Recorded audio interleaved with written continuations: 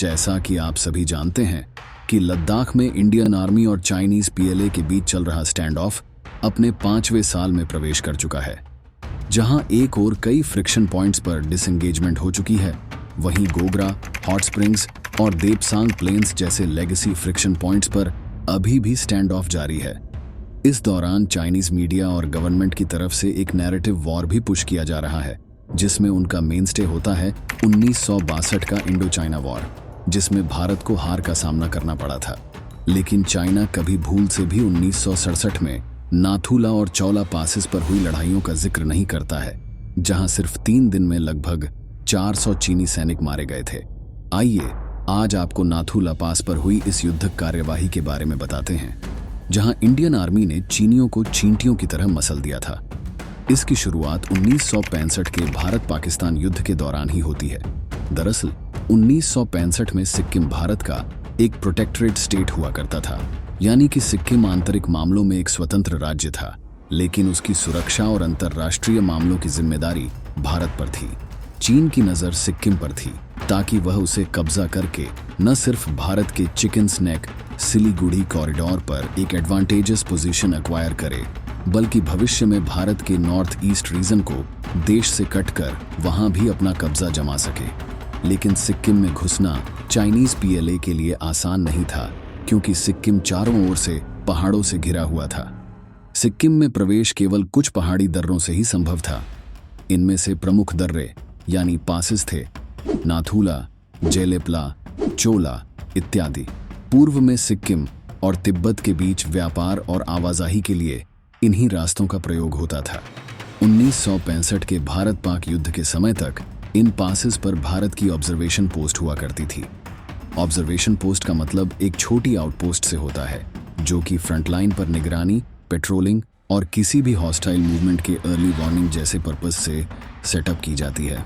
1965 में युद्ध में फंसे भारत को देखकर चीन को लगा कि यही सही समय है सिक्किम पर पकड़ मजबूत करने का। उसने भारत पर दबाव बनाया कि वह इन ऑब्जर्वेशनल पोस्ट्स को खाली कर दे।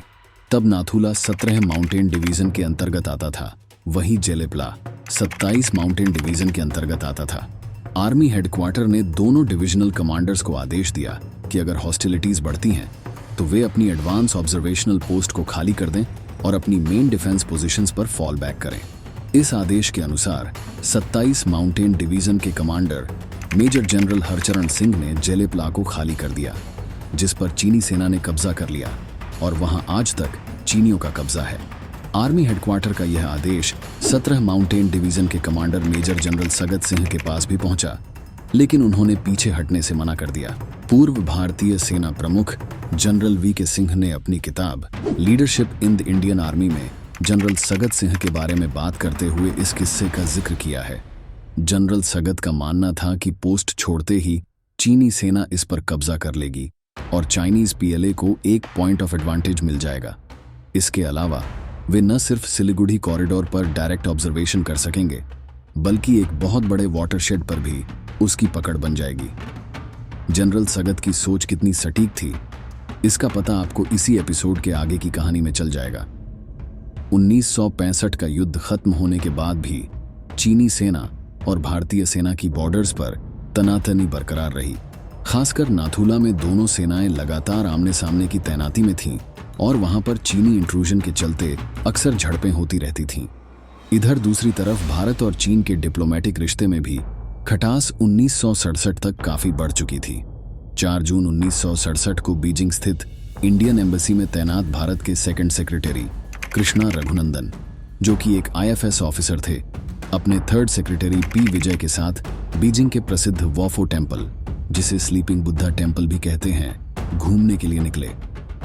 सेक्रेटरी रघुनाथ वोफो टेम्पल की फेमस स्लीपिंग बुद्धा की मूर्ति की तस्वीर ले रहे थे। इसी बीच पीछे से आए 2 पीएलआई पर्सनेल ने उनको रोका और बताया कि टेम्पल के पास उनका रेजिमेंटल सेंटर है और वो यहाँ फोटोज नहीं ले सकते। इसके बाद उन्होंने दोनों भारतीय डिप्लोमेट्स को गिरफ्तार कर लिया और 13 जून को एक लोकल कोर्ट में पेश किया, जहां उन्हें जासूस करार दिया गया और दोनों के डिप्लोमेटिक प्रोटेक्शन को कैंसिल कर दिया गया।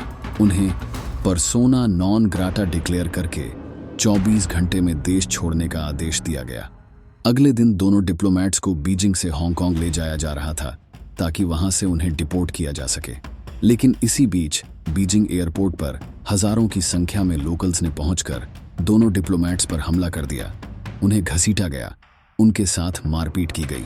इस सब में लोकल्स के चाइनीज रेड गार्ड्स भी शामिल थे। इस इंसिडेंट की खबर तब तक भारत पहुंच चुकी थी और भारतीय जनता में चीन को लेकर बेहद गुस्सा भरा हुआ था। जब दोनों एक्सपेल्ड डिप्लोमेट्स दिल्ली के पालम एयरपोर्ट पर पहुंचे तो लोगों का हुजूम उमड़ पड़ा था उनके स्वागत के लिए। खैर, इंडियन गवर्नमेंट ने भी इस मुद्दे को गंभीरता से लिया और चीनी दूतावास के फर्स्ट सेक्रेटरी चेन लुच पर खुफिया जानकारी इकट्ठा करने का आरोप लगाकर उन्हें पर्सोना नॉन ग्राटा डिक्लेयर कर दिया। इसके अलावा थर्ड सेक्रेटरी हसिए चेंग हाओ पर भी यही आरोप लगाकर देश छोड़ने का आदेश दे दिया। इंडियन डिप्लोमेट्स के साथ हुए दुर्व्यवहार से गुस्साए लोगों को जब जासूसी के आरोपों का पता चला तो उन्होंने चीनी दूतावास पर हमला कर दिया। भीड़ ने पत्थरों से दूतावास के खिड़की दरवाजे तोड़ डाले। इससे बौखलाए चीन ने भारतीय राजदूत राम साठे को नोटिस देकर उनकी सुरक्षा देने में असमर्थता जाहिर की और फिर उन्हें सुरक्षा के नाम पर हाउस अरेस्ट कर लिया। इधर भारत सरकार ने भी इसके विरोध में चीनी दूतावास के बाहर सेना तैनात कर दी और उनके डिप्लोमेट्स को भी एक तरह से हाउस अरेस्ट कर लिया। चाइना ने अपने डिप्लोमेट्स को निकालने के लिए एक प्लेन भेजा, लेकिन भारत की तरफ से ऐसे प्रयास को रिजेक्ट कर दिया। बदले में भारत ने इस प्लेन को दिल्ली में रिफ्यूल नहीं होने दिया। अंत में बातचीत के माध्यम से टेंशन्स डी-एस्केलेट हुई और 21 जून को भारत ने उनके अधिकारी एच.सी. हाओ को जाने दिया गया। उधर चीन ने भी डिप्लोमेट्स का हाउस अरेस्ट हटाकर उन्हें पुनः सुरक्षा प्रदान की और भारत ने चीन के दूतावास से सेना हटा ली। जहां सिविलियन डिप्लोमेसी में हालात धीरे धीरे सामान्य हो रहे थे, वहीं सीमा पर चीनी इंट्रूजन्स लगातार बढ़ते जा रहे थे। आए दिन होती झड़पों से एक लार्जर वॉर एस्केलेट होने का खतरा हमेशा बना रहता था। वीर चक्र से सम्मानित मेजर चंद्रकांत सिंह ने अपने एक आर्टिकल में बताया है कि कैसे 13 अगस्त 1967 को चीनियों ने भारतीय इलाके में घुसकर पुल बनाने का प्रयास किया। आर्मी की फॉरवर्ड यूनिट द्वारा चैलेंज किए जाने पर ही वे वापस अपनी सीमा में गए।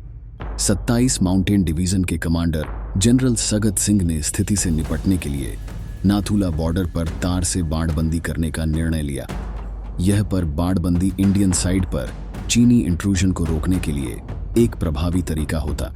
इसे नाथुला के सदर्न टिप यानी कि सेबुला से लेकर नॉर्दर्न टिप यानी कि कैमल्स बैक तक किया जाना था।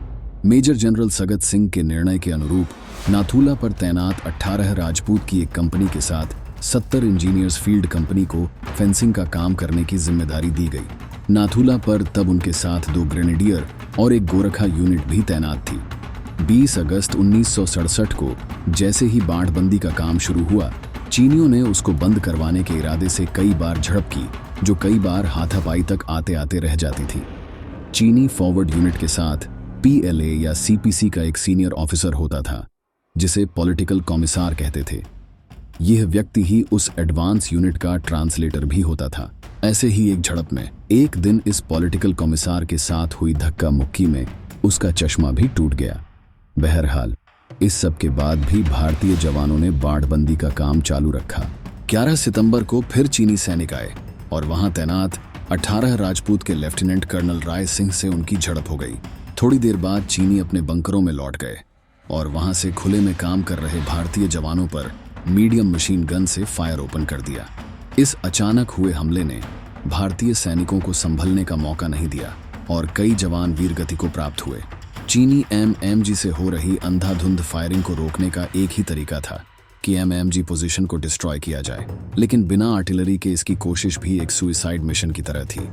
ऐसे में अपने साथियों की गिरती लाशों को देखकर 18 राजपूत के मेजर हरभजन सिंह और 2 ग्रेनेडियर के कैप्टन पृथ्वी डागर ने ये जिम्मेदारी अपने सिर ली और उन्होंने चाइनीज HMG पोजीशन की तरफ मार्च कर दिया।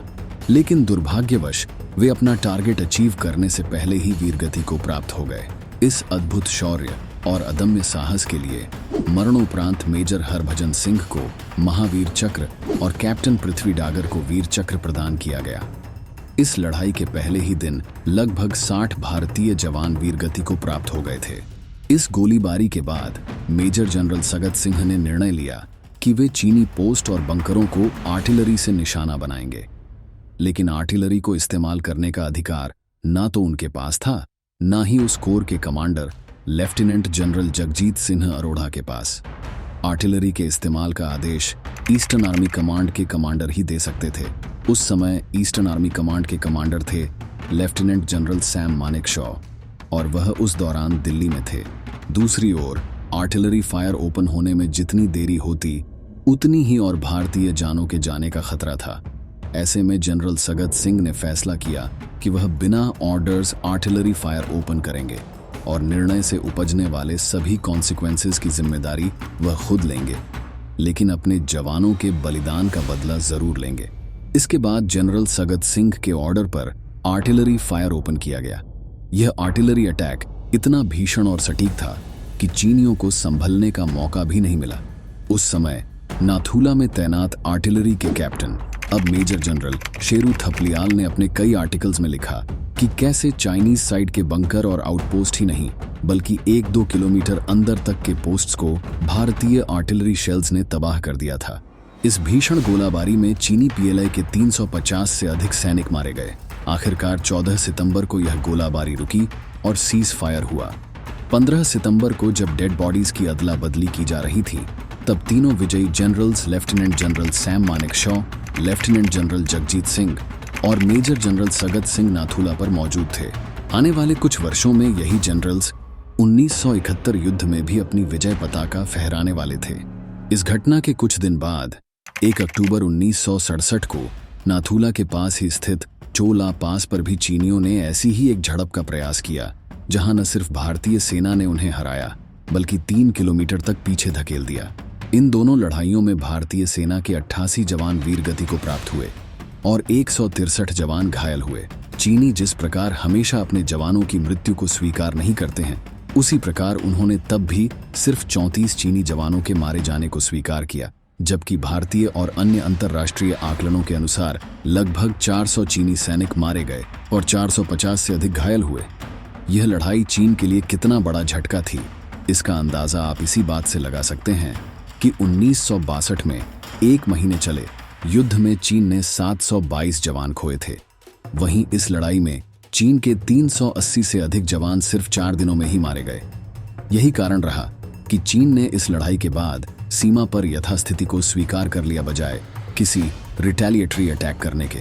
दोस्तों, रामधारी सिंह दिनकर जी ने लिखा है, सच पूछो तो शर्म ही बसती है दीप्ति विनय की, संधि वचन संपूज्य उसी का जिसमें शक्ति विजय की।